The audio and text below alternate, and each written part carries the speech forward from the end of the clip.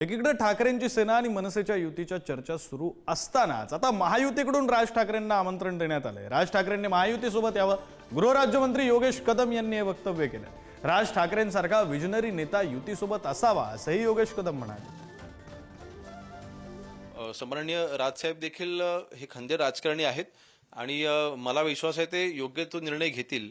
आणि आज महायुती ज्या वेगाने पुढे चाललेली आहे, महाराष्ट्राचा ज्या वेगाने आम्ही विकास करत आहोत, मुंबईच्या ज्या पद्धतीने आम्ही विकास करत आहोत, त्या विचारासोबत नक्कीच राजसाहेब येतील असा माझा विश्वास आहे। माननीय राजसाहेबांचं स्पेशली महानगरपालिकांना घेऊन, शहरांना घेऊन त्यांचा जो विचार आहे, त्यांचे जे विजन आहे, ते विजन नक्कीच एक चांगलं विजन आहे आणि असं विजन हे महायुतीसोबत असावं असं माझ्यासारख्या एक लहान कार्यकर्त्याला वाटतं, म्हणून त्यांनी आमच्यासोबत यावं अशी आमची इच्छा आहे।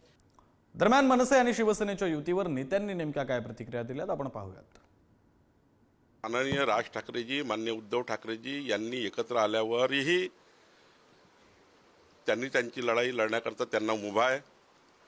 राजसाहेबांनी कोणासोबत जावं त्यांचा पक्षाचा अधिकार आहे, उद्धवजींनी कोणासोबत जावं त्यांचा अधिकार आहे।